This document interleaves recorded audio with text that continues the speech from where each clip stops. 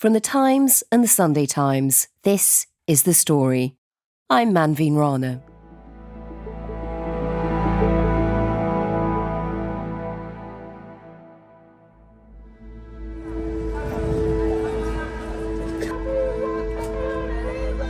This is what community looks like! For months now, students have been gathering on campuses in America, chanting, singing, even the odd bit of drumming, carrying banners and Palestinian flags to protest against the war in Gaza. But just over 3 weeks ago, when the police moved in to clear the protests, they exploded. Violence broke out, and now almost 3,000 protesters have been arrested, both students and professors. Is there anything I can do for you right now? Yes, can you call the philosophy department office and tell them I've been arrested? Philosophy department? Yes, call the philosophy department office. I will.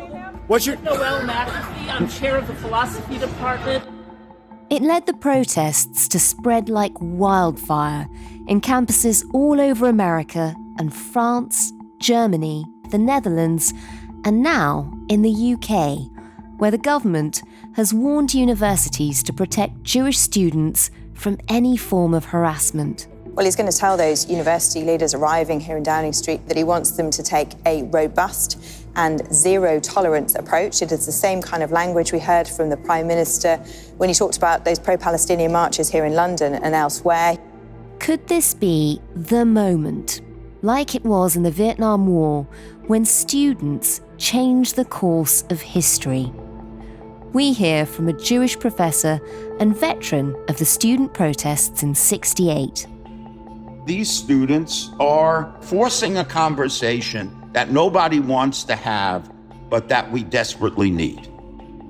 But are there other parallels with 1968, when the student revolt cost the Democrats the next election, handing power to Nixon? It's clearly a fear for Joe Biden, who yesterday seemed to show he was listening, with a new, stronger line on Israel. Civilians have been killed in Gaza as a consequence of those bombs and other ways in which they go after population centers. And I made it clear that if they go into Rafah, I'm not supplying the weapons that have been used historically to deal with Rafah. Will the protests change America's relationship with Israel? And could history repeat itself in the elections? The story today, why the campus protests could put Trump in the White House.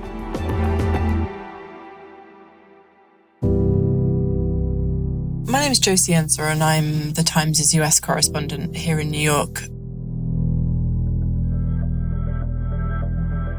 So I cover everything that goes on in New York, but also beyond in the wider US, which in an election year is going to be incredibly interesting.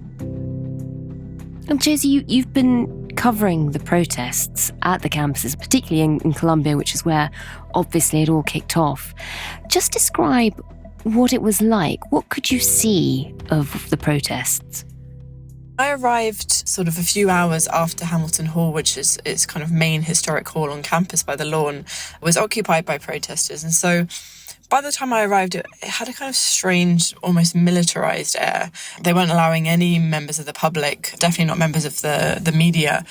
So all the students that were going in had to present ID cards and kind of go through a sort of almost a police barricade. And there were outside protesters just at the gates of the campus. And we were kind of standing underneath the window where the protesters inside had kind of unfurled pro-Palestinian banners. And so it was kind of strange knowing that they were up there barricaded in while we were down there kind of 2 levels down on the street. You are currently participating in an unauthorized activity. I also bumped into a Columbia journalism student who kind of had wandered over to the cordon, and she was talking to people through the gates of the university, and she was saying, obviously it'd been incredibly exciting for her as a journalism student to sort of be at the centre of the story, which you don't normally are if you're a student journalist, but she was kind of telling me that she hadn't slept, or she'd had half an hour's sleep or something, and she was very hungry and very tired.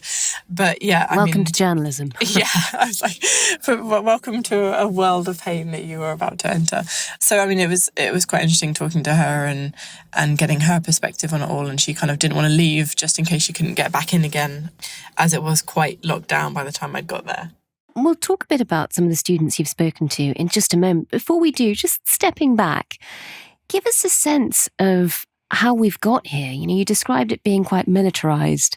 Over the last 3 weeks, campuses across America, it started with Columbia, it's now spread across America and beyond, have been hosting these pro-Palestinian protests, and many of the universities have brought in the police. How has that played out? How violent has it got? My experience of campus protests has been largely peaceful. I think some of these things grew organically, some of them were highly organised. I've been on Columbia campus where there's almost like a festival feel to it, especially with the camps that have been up. But I think, always on the outside of these things, and usually it is on the outside of these things, just outside the campus gates. I mean, you do have a lot of outside agitators, which I think is where these media reports have come from. And, these protests are largely student-led, but, they've been attracting a lot of people both from the local area, but also just staunch activists for the cause. So I think there's always a kind of a chasm between what's happening on campus and what's happening just outside the gates. And I think it's easy to kind of conflate them when you're not there. I think for some of us, it's been strange to watch, particularly Columbia, who seemed to sort of give it a day after the encampments were set up before they sent in the NYPD, that's the city's police. So I think that's why it was quite shocking. It has looked quite violent. For the students who are still protesting despite that, what's it like? Because, I know some have been camping overnight in freezing temperatures. What are they hoping to achieve by staying put? This isn't the first time that students have had coordinated action. I mean, we saw it in 1968, which was obviously the kind of anti-Vietnam War demonstrations. For them, they see previous victories on campus where demands have been met in 1968, when ultimately the school decided to distance itself from a weapons research institute involved in the Vietnam War. So they're very informed by those protests. We will accomplish divestment. We are going to stay here until that. Without divestment, the siege will not end. We need to put pressure now. Historically, this is how it has happened on many universities, and we are going to continue to push for that, and we will not leave. These protests have been going on for a few weeks now, and they've spread from Columbia to campuses across America and now beyond. We're finding them in Britain, they're spreading across Europe. Describe what's been happening in terms of how the universities have been responding to these protests. There's been a really diverse reaction from college administrators to this. So somewhere like Columbia, which is sort of known to be the most permissive university for this sort of free speech on campus, they've actually shut down a lot of the protests, which has surprised many. But then you have places like Brown University in Rhode Island, which has actually listened to the students and their demands. And so, they took down their tents the other week after discussions with administrators about divesting away from support from the Israeli military. So you kind of have on the one side an example of what happens when there's more of a dialogue between the students and the college. And then you have places, like the violence we've seen on UCLA. That's so interesting. And that's really what the students seem to be calling for the universities to divest themselves of Israeli interests and funding for Israeli institutions. It has, in the places where, the red states in particular, where it has got quite violent, the police have been called. How has that been playing out? It's made for quite dramatic footage. And I think, what happened was people saw how quick Columbia was just to send in the police. And the visuals of that were quite strong. I think it prompted a lot of these protests in places like Texas and places like Ohio, where you would just never expect to really see pro-Palestinian protests. And I think, the more imagery there has been like this, the more it's sort of exasperated the situation. And I think in places like Texas, where they've been wearing riot shields and using batons and very violently cracking down on what is essentially in most of these places a peaceful protest, and a lot of the places has kind of inflamed the situation. You've been speaking to some of the students who are still there despite the police being brought in, despite the risks that now places them in. Tell us a bit about some of the people you've spoken to. There's been a real great mix of people. There's some people who the Palestinian cause is their cause, and they have a long and deep history of that relationship to that sort of protest. Then you have others who have stood up against everything from gun legislation in their state to kind of climate change. And so for them, there's a history of standing up to what they kind of see as unrest. And I think a lot of that has been informed by the last few years in America, particularly with the Black Lives Matter protests, because there is a sort of civil movement society among, I would say, Generation Z behind us that very much live online, and they see social media images of what's happening in Gaza every day, and it's kind of become a sort of social media conflict where people have seen everything play out 24/7 through their laptops. Tell us about one of them in particular. This is Iris. This was a remarkable interview. It made the front page of the Times. Just tell us a bit about her and her background. Yeah, so Iris, she's 20. She studies climate science and human rights. So she's in her second year. She's from Vermont, a very small town in Vermont, and she's been a student ambassador. She is one of those people that I mentioned before about someone who stood up against gun legislation in her state. She's very passionate about climate change. It's kind of interesting because she comes from a family where the mother's side of her family are Jewish and the father's side Chinese Asian. So she sees what's happening on campus, and she tells me that she's protesting not in spite of being Jewish, but actually because of she's being Jewish. So I found her point of view quite interesting, as when you have this narrative of people being outside agitators and bringing violence to the campus, and then you kind of have the antidote to that, which is her and a lot of her friends. It's interesting that she says she felt compelled to protest because she's Jewish. I mean, tell us about that. Explain what she meant, and particularly at a time when, we're hearing so much about the protests being, or some of the protests being potentially anti-Semitic. Was that something she'd experienced or worried about? Yeah, I think, as you said, that she's protesting because she's Jewish, not in spite of being Jewish. And I think a lot of Jewish people feel that there's been a lot of Jewish protesters on campus. There's movements, Jews for Palestine, who feel very strongly that never again, which is, a phrase that Jews use about the Holocaust, never again means never again for anyone, is what she told me. And she sort of, aligns the history of persecution of the Jewish people with what's happening now to the Palestinians in Gaza. And so, she wears the keffiyeh, which has come to denote solidarity with Palestinians. So I think she was kind of keen to get across that this isn't a kind of a group of extremists that are on Columbia and, directing these protests, that there's plenty of people like her who are Jewish and informed by their Judaism. Does she understand the perspective of some Jewish students, though, that, even if the protests aren't deliberately anti-Semitic, even if they're trying to crack down on anything that is, it still makes them uncomfortable to be on campus? I asked her that question directly. What's been your own experience of, do you recognise that in any way from what you've seen? Yeah, so I'm a Jewish student, and I'm afraid to step on campus for different reasons, because they had me arrested on campus.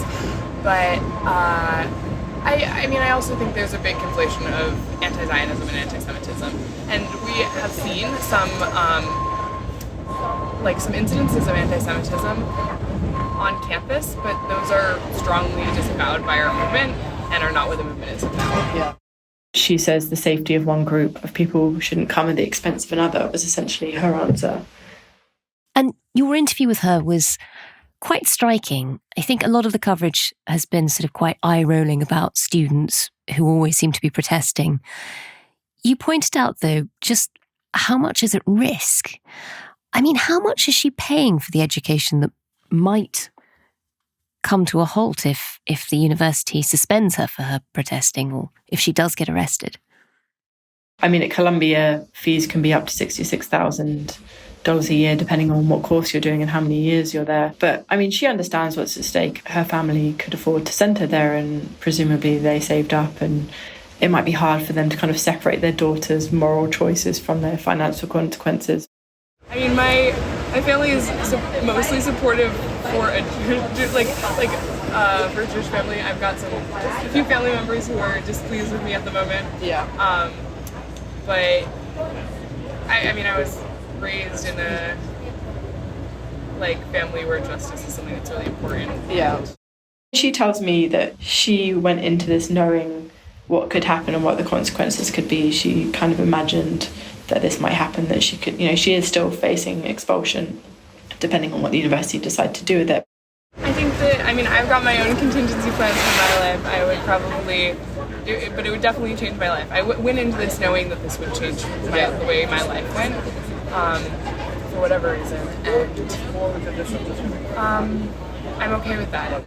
One of the quotes that stuck with me, she said, if Columbia keeps taking the stand it does, then I'm not sure that this university can teach me anything.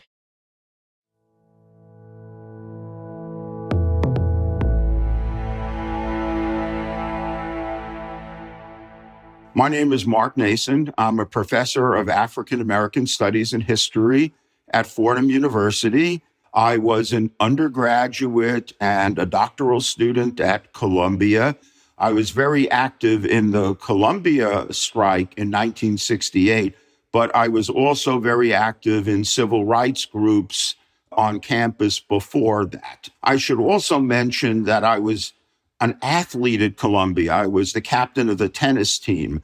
So I have a somewhat unusual background for a protester because I was also an athlete.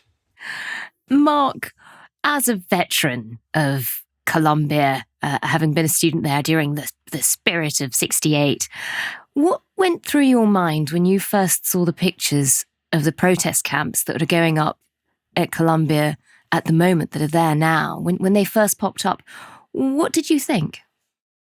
I was very excited to see that a group of students were peacefully protesting what seems like an emerging genocide in Gaza, and basically saying, we need a ceasefire now, but we also want major institutions to divest from Israel because the only possibility of long-term peace is if there's pressure on Israel to end occupation and apartheid in the West Bank.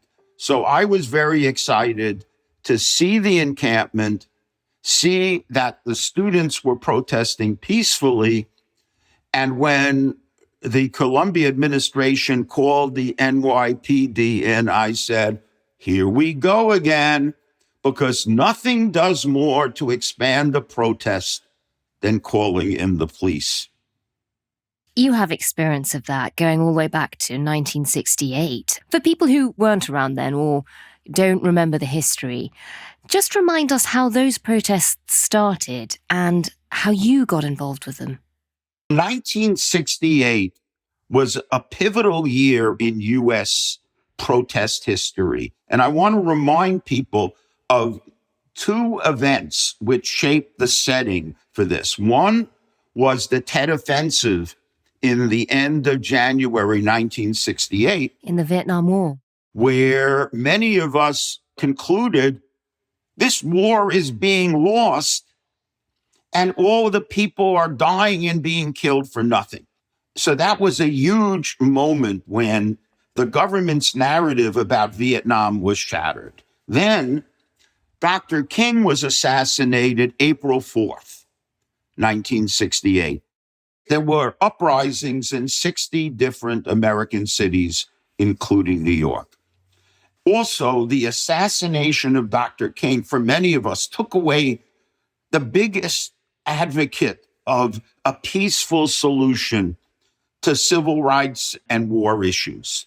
So a lot of Columbia students who were activists were in a rage, both about the Vietnam War and the racial crisis in America.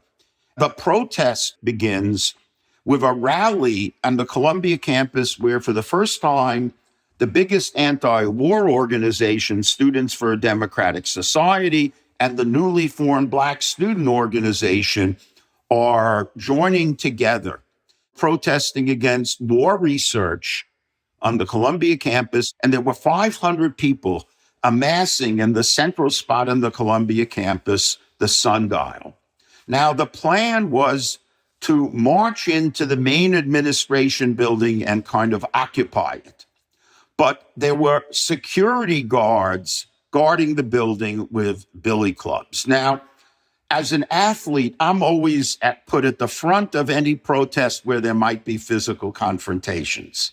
I'm a little bit of a thug. I grew up in a tough Brooklyn neighborhood. And somebody shouted, "Let's take a building." And we ended up going into the main classroom building, Hamilton Hall, with 400 or 500 people and occupying it. This house went up on violence, and this country's going down on violence. As a house go up, our house must come down. Jim Crow, Jim Crow, let's go! Jim Crow, let's go! It's been 2 days. We've taken 5 buildings: Hamilton, Low, Avery, Fairweather, and Matt. If we've got the administration figured right, they're up to calling the cops. And when they do, we want to be here. In the early stages of the occupation, I was speaking to the group as a longtime activist, and I said, every time we decided to protest, we've lost. Now we have Columbia by the balls. Keep squeezing, don't let go. Which gives you an idea about sort of my way of doing things back in that day. It's an incredible tale, and it just reminds you of how epic those protests were. But, listening back now, there are so many similarities, I suppose, to what's happening now. You've got the big issues in the background, the big sort of global politics, the Vietnam War, the assassination of Martin Luther King. Students want to feel like they can do something about it. They latch on to issues that they can try and change. For you, watching what's happening now, how much of it feels very similar to 1968 and how much of it is different? A lot of it feels similar, but there's one big difference. And that is that there's a whole section of the university community which felt personally attacked by any criticism of Israel and saw it as a new form of anti-Semitism. There were all these people in Congress and powerful alumni denouncing these protests as a direct attack on Jewish students, Jewish faculty, and Jewish people generally, even though many protesters in the encampment were Jewish. So this adds a layer of tension to these protests that feels a little different. For you, as somebody who now is still in academia, you are a professor, looking back at it now, when you see these protests, does it sort of reaffirm your faith in students speaking up, in holding a belief and wanting to fight for it, having principles? Or do you now view it with the eye of an academic who has to worry a bit about the people who feel uncomfortable on campus because of it? I think these protests are the only way of creating a path to peace with justice in Palestine and Israel. I think that the only way Israel will ever agree to dismantle apartheid in the West Bank and end this brutal attack on Gaza, if it's put under immense pressure from the United States government, but also private institutions. I have a T-shirt that says, "Not in my name." I'm Jewish. And there are a lot of young people who are Jewish who feel the same way. So even though I think some of the rhetoric of the protests I might not use, I think this is the only way to move the U.S. to try to find a peaceful, just solution. We ended up with all our faults helping stop the Vietnam War, creating Black studies programs and ethnic studies programs. Protest is messy, but without protest, the power of government and great wealth goes unchecked. And that's, as a historian, what I see. I'm not saying this is going to happen immediately, but it has to start somewhere. And these students are forcing a conversation that nobody wants to have, but that we desperately need. And for the students who feel attacked because of the presence of the protests that make them feel uncomfortable, or if they feel that they're being anti-Semitic, what would your message be to them? I can't tell you that the trauma you feel inside is illegitimate. That's real. And I'm sorry you feel hurt. But try to look at the larger issues here and try to take, as much as possible, an honest look at what Israel is doing and see if your values allow you to justify that. One of the lessons of 1968 was that, what was viewed by many people in America as the chaos on campuses with the protests meant the government had lost control of law and order, and it actually pushed the electorate at the next election further to the right. It made them vote in the Republicans. Do you think there is a chance that these campus protests will have the same impact, that these will lose Biden the next election? Yes, people hate campus protesters, especially at places like Columbia. They see them as a bunch of spoiled rich kids. Even if they may agree with some of what they're saying, they hate the protesters. And I can assure you that we were hated then by most people. And the same thing is true of these protesters. So yes, there is an excellent chance that Donald Trump will be the next US president. Ironically, that's not what most students would want. We're told, they tend to be more anti-Trump. Is that a price they're willing to pay? Yes. And let me explain one of the things that is going on here that I don't think a lot of people over 40 understand. The students are getting their information not from news programs, they're getting it from TikTok and Instagram. And they're getting direct images from Gaza that most people never see, of starving children, of corpses lining the street, of hospitals and universities destroyed, of people begging for food. After Tet, the mass media turned on the government and showed us what was really going on in Vietnam. That's not happening now in Gaza. But these students are not getting their information from mainstream media.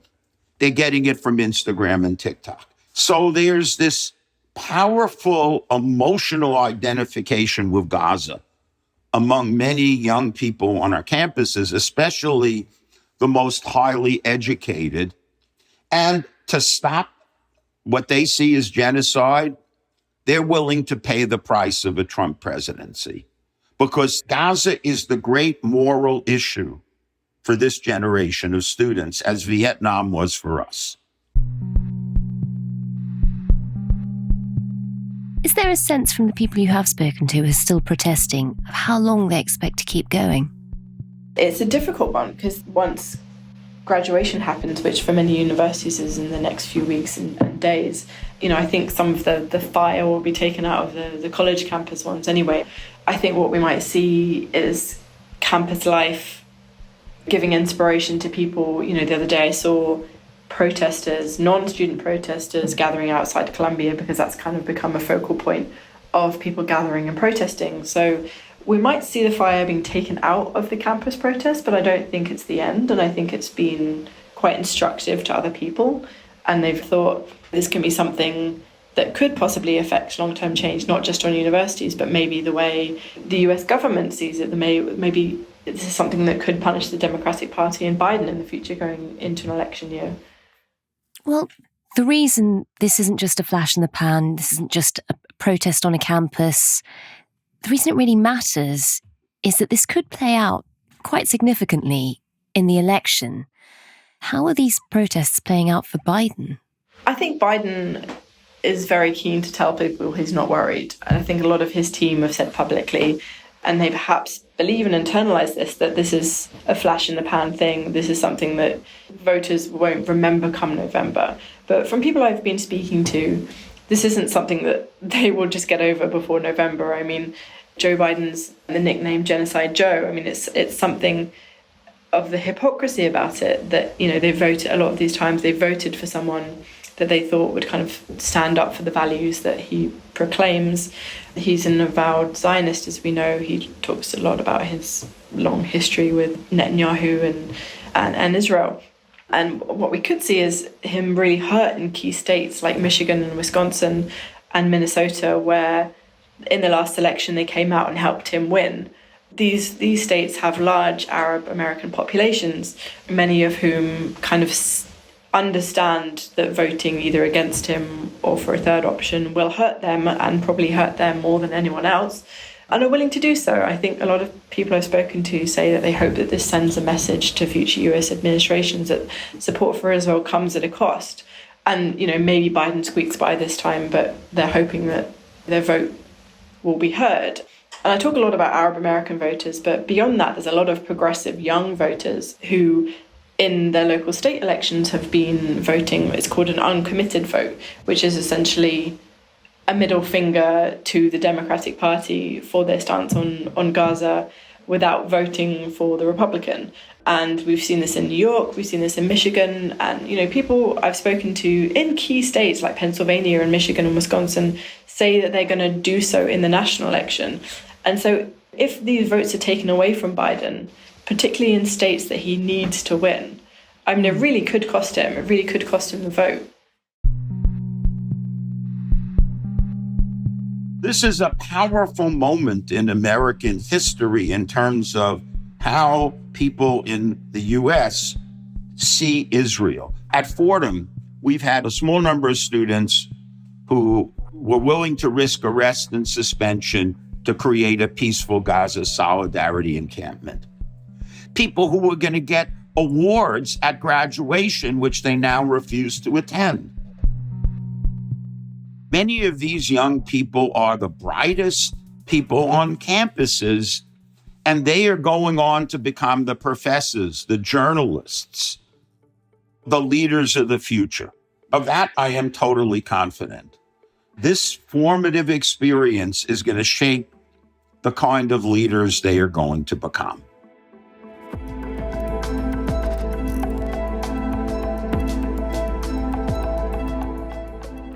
That was Professor Mark Naison from Fordham University and Josie Ensor, US correspondent at The Times.